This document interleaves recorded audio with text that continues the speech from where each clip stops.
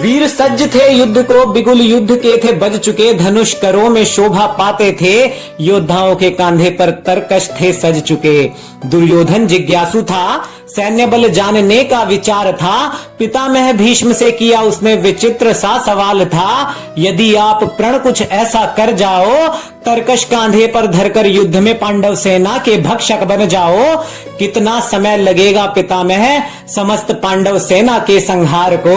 अरे कितने समय में सजाओगे मेरे कंठ पर विजय श्री के पावन हार को। थे धीर वीर गंभीर भीष्म चित्त में मंथन कुछ करते हैं बोले सभी वीर हैं मौजूद यहाँ कहा कभी ये शंखनाद से डरते हैं पर फिर भी जो मैं मन में ठानूं तरकश को खुद के अनंत मानूं शत्रु पर बारंबार प्रहार करूं प्रतिदिन पांडव सेना का संहार करूं वीरों की प्रचंड देहों को काल का मुख बन खा लूंगा 1 मास का बस वक्त चाहिए पांडव सेना का अंत मैं कर डालूंगा। अरे वीर पराक्रमी पितामह के शब्दों पर किसी को ना संदेह लगा गुरु द्रोण से भी उसी प्रश्न का सुयोधन को एकमात्र ये ध्येय लगा। अरे गुरु द्रोण के भी वही शब्द थे शस्त्र उठा रण में रुद्र की भांति रण चंडी को मैं उतारूंगा 1 माह के वक्त में ही पांडव सेना को मैं मौत के घाट उतारूंगा। इसी प्रश्न पर कृपाचार्य का मत तनिक भिन्न सा आता है युद्ध कला में निपुण हूं मैं भी किंतु रण कौशल द्रोण भीष्म से कुछ कमतर सा रह जाता है। अरे यदि पांडव सेना की बात करो तो मैं भी उनको अवश्य हराऊंगा 2 मास के वक्त में पांडु पुत्रों की सारी सेना मार गिराऊंगा।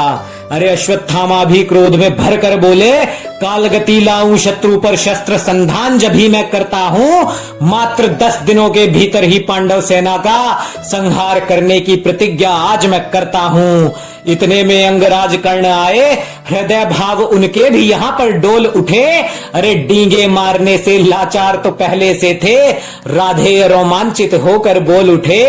कोई मुझसा नहीं यहाँ पर सामर्थ्य अतुलित मैं भी रखता हूँ केवल 5 दिवस में पांडव सेना मर्दन की क्षमता मैं भी रखता हूँ। ये शब्द सुनकर अंगराज के गंगा पुत्र के अधरों के भाव डोल से जाते हैं ठहाका लहरा कर हंसते हैं जोर से स्वयं को रोक नहीं वो पाते हैं जो शब्द बाण फिर निकले भीष्म मुख से अंगराज लज्जित से हो जाते हैं। आगे सुनो बंधु किस भांति भीष्म अंगराज की शौर्य गाथा सुनाते हैं। राधे तुम हो केवल शब्दों के धनी बस यही खड़े खड़े संवाद करो जब तक कृष्णार्जुन नहीं होते आरूढ़ रथ पर रणभूमि में विजय श्री की केवल तुम तब तक बात करो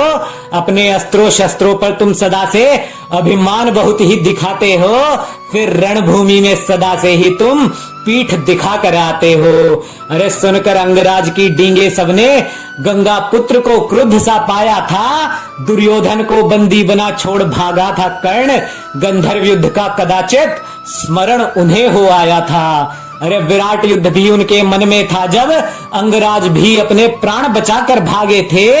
3 बार युद्ध भूमि में पीठ दिखाई राधे भागने में सबसे आगे थे। अरे फिर एक रोज की बात जब कर्ण से गंगा पुत्र वाक युद्ध में टकराते हैं